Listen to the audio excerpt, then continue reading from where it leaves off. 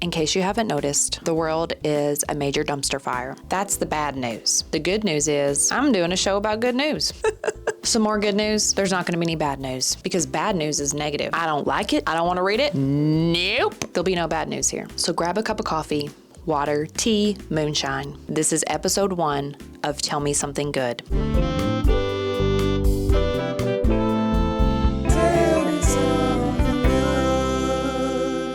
I want to start with an article that's extremely relatable.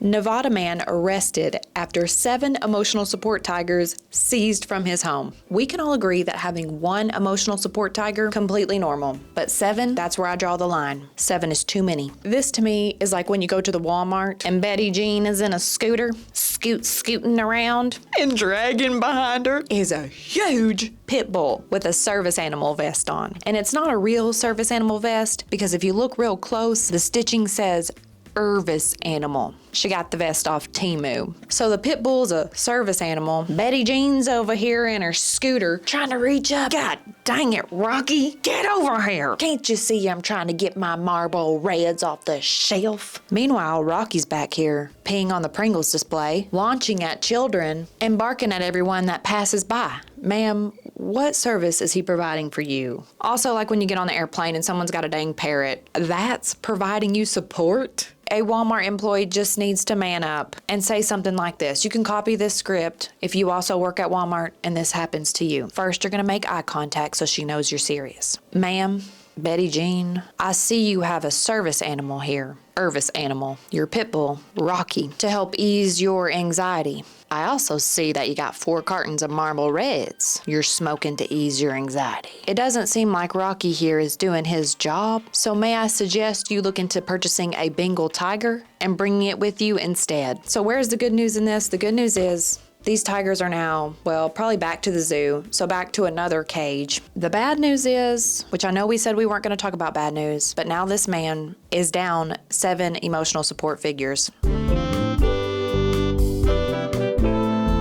A woman actually divorced her husband after ChatGPT read her coffee grounds saying her husband was having an affair. Where's the good news in this? I have no idea. So basically what happened is this woman grabbed her husband's coffee after he drank it, uploaded a photo to ChatGPT for ChatGPT to do a little service called tasseography, which is a form of divination. Is that how you say that? Divination. Okay. Which is a form of divination that interprets the shape of the tea leaves or coffee grounds left in the cup to give you your future. So in essence, it's like a psychic reading. Little Miss Cleo jazz. So her husband drinks the coffee. She takes the photo, gives it to ChatGPT. ChatGPT says he's having an affair, and the woman he's having an affair with, the letter starts with an E, her first name. So she did what any normal woman would do, and she filed for divorce without telling her husband. We can take bets if ChatGPT also drafted the divorce papers. I've actually had a tea leaf reading before, and it was pretty cool. So I'm not against it in any sort of way. I'm also not for it. I don't think you should depend on cards or tea or coffee to make decisions for you. You can just tune into your intuition. What I'm trying to say is you do you. If you want to read some tea bags, read some tea bags, girl. There's no confirmation in the story of if this is true or if it's not. So to give closure to this story, I'm going to read a tea bag for this lady. Tea leaves for this lady. First, we're going to start by swirling the cup. I'm seeing a Queen of Tentacles. Oh, what's that there? You're not going to believe this, but there's a C on the tea bag. C stands for crazy. There's also a U and an R. URC, you are crazy. Miller High Life launches limited edition fragrance that smells like your local dive bar. Now here's an idea. Instead of paying $60 to smell like your local dive bar, how about you just go to your local dive bar at 1 a.m. I guarantee ya, Patricia, the bartender, is gonna do one of these. Like a magic dragon, blowing Marlboro Red smoke in your face. What can I get you to drink? She's been slinging beers there for 37 years. She could give a rat's ass. After you get the smoke blown in your face, you can walk about 4 feet to the left and someone's probably gonna pee on your shoe. Move about 6 feet to the right, and someone will spill a natty light all over your clothes. Then before you leave, someone's gonna threaten to kick your ass, and you can have all of that for about $0. In a shocking twist, U.S. border officials say they've caught more people smuggling eggs than fentanyl. This year so far, there have been 5,572 egg interceptions. Last year, there were nearly 16,000. What does that tell us? That tells us that we can confirm the economy is broken when eggs have street value. Just imagine getting tackled at the border. Whoa, whoa, whoa, whoa, whoa, whoa, whoa, whoa, whoa! You're gonna break these eggs.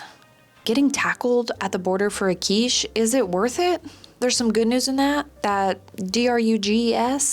I don't think I can say that word on here. I don't think I can say half these words I've said on here so far, but we'll just see how it goes. drugs are down. People are doing less of those, I guess. Are they? I don't know. In the great state of Michigan, a judge wanted Walmart shoplifters to wash cars as a punishment. I love this because nothing teaches you about ethics like buffing a Buick. The bad news, Walmart said no. They said no, we're just gonna let people steal our stuff and that's it. The good news is we have a forward-thinking judge on our hands. Let's give him a round of applause for trying. I'll never forget, I think I was about 7. We were driving down the road. That's the sound my mom's car would make. I'm looking out the window and I see all these people cleaning up on the side of the road. And they had these necklaces on with signs on the front and signs on the back. And it said things like, I like to drink and drive. I like to not pay my speeding tickets. I found that fascinating because it actually did make me think about that as I got older. If I don't pay my speeding tickets, we could go backwards and let's just not speed. But if I do speed and I don't pay my speeding tickets, I'm gonna have to stand on the side of the road and people are gonna honk at me and I'm gonna have to wear that sign. Let's take a quick break to thank our sponsors of this fine program. Looks like there's none, so we're gonna move forward and rate some mullets.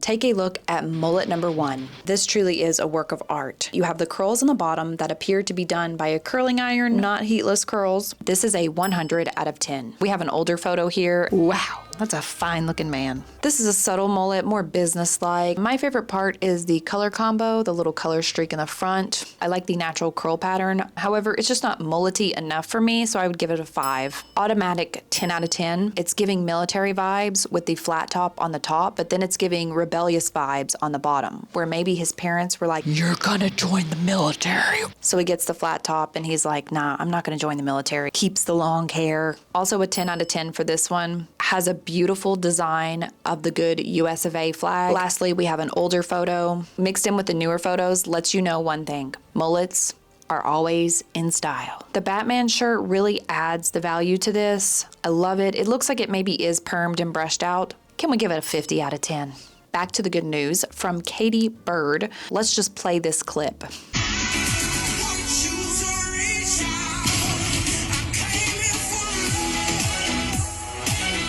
We all owe Katie a congratulations. Little motion in the ocean. My favorite part about this is not only the music, but the last clip, how it still has the intertext where you're supposed to edit the text in there. She never erased it or added a text. The hashtags are odd. Hashtag Texas, could have guessed that. Hashtag love, hashtag peace, hashtag mother of 3, hope the kids are doing well, hashtag divorce, hashtag single mom life, hashtag support, hashtag America, okay, hashtag love my kids, hashtag hate you, just kidding, hashtag for you, hashtag reels. Look, I'm pro-divorce. You're not happy with somebody? Pack your things up, girl. Make a plan, get out of there. I've also been divorced before. Florida lands top spot on states who most likely will survive an alien invasion. This is great news. It's not shocking news. If you can survive the gators and the crazy people that are in Florida, you can survive anything. And honestly, the aliens probably buzz by Florida all the time. They're probably on their little ship just zooming by looking down. What is that? They're looking at Disney World, more specifically Disney adults. Why are adults crying and wearing costumes with ears? They probably zoom right by that mess. Florida got number 6. Virginia got number 1. Alabama was number 2, which I believe that. In Alabama, it's probably a sport to just grab your lawn chair, get your shotgun out, and just start shooting down UFOs. Oh, that was a weather balloon. Who cares, Daryl? The Snickers salad is ready. Plus, if the aliens abducted someone from Alabama, they'd probably return them. Too much attitude, not enough teeth. And they're gonna see that kid with the haircut, mullet with the flag. They're not messing with that tough stuff. Also, I'm allowed to say this because I'm from the South. So I get a pass. Do I get a pass? Is that how things work? Kind of like you can say, men, if you're watching, you're probably not watching, but listen up. Woman sets record for largest tongue circumference with a tongue thicker than a ping pong ball. What? I bet she's got a lot of boyfriends. She's probably got like 3 husbands. Her dentist was probably like, yeah, we can just do this appointment virtually because, you know, the pandemic and whatnot. The pandemic was 5 years ago and I have a cavity. So what you're gonna do is turn your webcam a little tilted to a 45 so I can see inside, and you're gonna go get a power drill and a hammer. Now, ladies, this next story is good news for just this one lady. Husband buys $50 million private island so wife can wear a bikini. It's okay if you're giving your man the side eye right now because he didn't buy you an island. Says here, of course, she is an influencer. She told her husband she wanted to be comfortable wearing a bikini. So he's like, say less. We don't need to get a pool in the backyard. We don't even need to maybe rent a private island. Just buy it. Just go ahead. Get the one you want. Line up the islands. Pick out the best one. She says for privacy reasons, she's not going to disclose the location. Ma'am, I really don't think us peasants can even afford a plane ticket to go look for your private island. So we can be happy for her, right? We can also be a little bit jealous. There's nothing wrong with being a little bit jealous. Work harder. I'm never gonna be able to get one of those. I don't even want one of those. Could you imagine the taxes you'd have to pay? Congratulations to... Well, I didn't even write down her name, but congratulations to her for her new private island. I bet she doesn't get GPT coffee readings on him. Oh, he's got 10 girlfriends? Whatever. I'm just gonna sit here on my island. Japanese aquarium cheers up lonely sunfish with cardboard cutouts of people. As you can see here, the sunfish has a nice audience of people held up by coat hangers. Nothing says companionship like a 2D woman. On one hand, we can argue, let the sunfish go.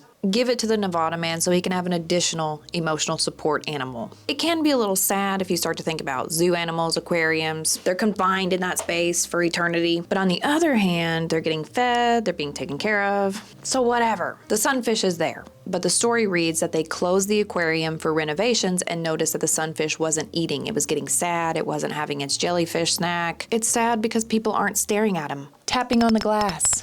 So the solution to that? Cardboard people. That's great news. A 115-year-old British woman just became the world's oldest person and said the secret was, I do what I like. Translation, she's been professionally not giving a damn for over a century. The article doesn't go into her diet, what's the lady who drank Dr. Pepper every day, or her exercise routine. It just says her advice is to never argue with anyone. Listen and just do what you want to do. And I love that. I don't know if I want to be here that long. And I bet she's got pockets full of prescriptions. One pill for the heart, one for the bones, one to remember where the first 2 pills are. Wisconsin woman found alive and well after being missing for 62 years. Audrey went missing at the age of 20. Her and a friend hitchhiked, first mistake, to the Greyhound bus station, and she never got on the bus. They did years of investigation to see where she was. Obviously, her family is wondering, thinking the worst. Poor little Timmy's probably like, I know Aunt Jean didn't want to go to the family reunion, but 62 Christmases? But the good news is she's fine. She did what my dad did, went out for cigarettes and never came back. Finally, ladies, a man who will not ghost you when you want to do the simple act of just talking about yourself for a minute. This man will listen to you talk about anything and he won't charge you a dime. The Greek woman who asked GPT about her husband's coffee grounds should have sat with this man instead. This is Paul Jenkinson. He used to be a registered social worker. And the concept is pretty simple. Sets up a table, 2 lawn chairs, a little sign, and it's a free talking service. He does say that he doesn't do a lot of talking, ironically. It's more listening, people talking about themselves. So he doesn't really offer feedback in a therapist kind of way. It's just people getting things off their chest. And that's just good news. So that wraps up episode 1 of Tell Me Something Good. I hope you enjoyed today's episode as much as I enjoyed making it. Special thanks to Tyler. I'm going to tag his YouTube channel in the description box. He's the one behind all the motion graphics on here and on my food channel, and he made the jingle, Tell Me Something Good. I don't know how to do that stuff. Also, if you have something good you want to share in the comment box, something good that's happened to you, your sister, your brother's sister's cousin's friend, so I can read some of those for the next episode, and we can just celebrate you together. So that's going to be it for today. I don't have a schedule for these yet. For right now, it's probably every other Sunday, and then hopefully in the future, we can move back to every Sunday at 1 p.m. Eastern Time. Don't know if I should say, maybe it's nothing. Never mind, it's probably something cool.